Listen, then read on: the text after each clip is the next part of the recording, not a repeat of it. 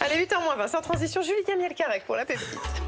C'est vrai qu'il vous ressemble. Aussi, hein. Quand vous faites vos petits déplacements comme ça, c'est un peu...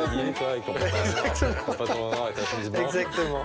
Bon, je vous reparle de TikTok, moi, ce matin. Alors, petit rappel, TikTok, le réseau social du moment, celui où se retrouvent tous les jeunes, on va dire, entre 12 et 20 ans. Tous les jeunes. Ah, pas nous, quoi, clairement. C'est pour ça que je fais ce rappel en introduction, Adeline. Alors, on l'avait vu cette semaine, Emmanuel Macron a débarqué sur TikTok. C'était pour féliciter les bacheliers, sauf qu'il avait repris aucun code du réseau social, qui sont normalement des clips plutôt courts, avec de la musique et avec des blagues et des références à ce qu'on appelle la culture web. En gros, c'est des blagues qui circulent sur Internet.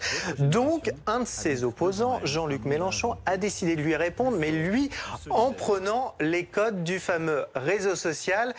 Et ça donne ceci. Hey,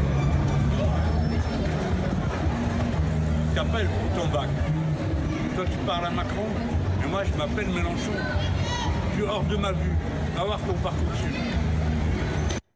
Bon, tu es hors de ma vue, oui. Alors, déjà, il y avait La République, c'est moi, évidemment. Ça, c'était la première vanne. Et ensuite, toi, tu hors de ma vue. Alors, ça, c'est une référence à quoi? C'est une référence à ça. Tu prends tes caleçons sales et tu es hors de ma vue. Voilà, alors Weshden, Weshden, voilà, c'est une star de TikTok puisque sa chanson est devenue un tube grâce à TikTok. Alors là, on peut dire, franchement, carton plein de Jean-Luc Mélenchon, il a coché toutes les cases, ça n'a pas pris. Ça n'a pas pris auprès des jeunes qui sont il met des paillettes sur dans notre TikTok. vie, hein. Alors vous voyez le nombre de réactions sur TikTok des vrais utilisateurs de TikTok. Et je vous ai fait un petit best-of ce matin. C'est savoureux, regardez. Hey, t'appelles pour ton bac. Toi, tu parles à Macron, et moi, je m'appelle Mélenchon. Tu es hors de ma vue. Va voir ton parcours dessus. Toi, tu parles à Macron, et moi, je m'appelle Mélenchon. Tu es hors de ma vue. Va voir ton parcours dessus. Hey. Bonjour d'abord. Hey. Mais non! Après Macron, maintenant c'est Jean-Luc Mélenchon sur TikTok. Et moi, je m'appelle Mélenchon. Ah, il parle comme Weshden. Va voir ton parcours dessus. C'est sérieux?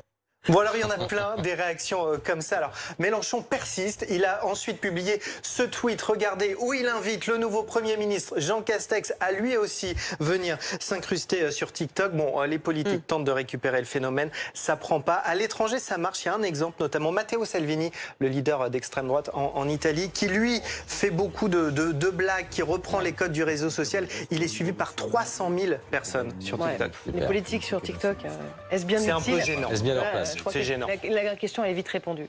Il faut aller voir, j'allais dire, il faut aller écouter le dernier podcast de Dominique Rizet sur le site de bfmtv.com. Ah oui, c'est mieux. Voilà, le jour où l'otage du dernier condamné à mort s'est échappé. Le jour où l'otage du dernier condamné à mort s'est échappé, c'est un témoignage saisissant de Ouria, qui avait 15 ans au moment des faits, pris au piège d'Amida Djandoubi, qui sera le dernier condamné à mort. En fait, décapité en France, dans la cour de la prison des Baumettes en 1977. C'est vraiment un témoignage saisissant, très émouvant, avec, comme pour les 2 premiers numéros, un récit tout à fait remarquable de Dominique Rizet. Et c'est la première fois qu'Ouria raconte cette histoire. Et à l'occasion de ce podcast, elle va aussi raconter ce qu'elle a vécu, son calvaire, à ses enfants.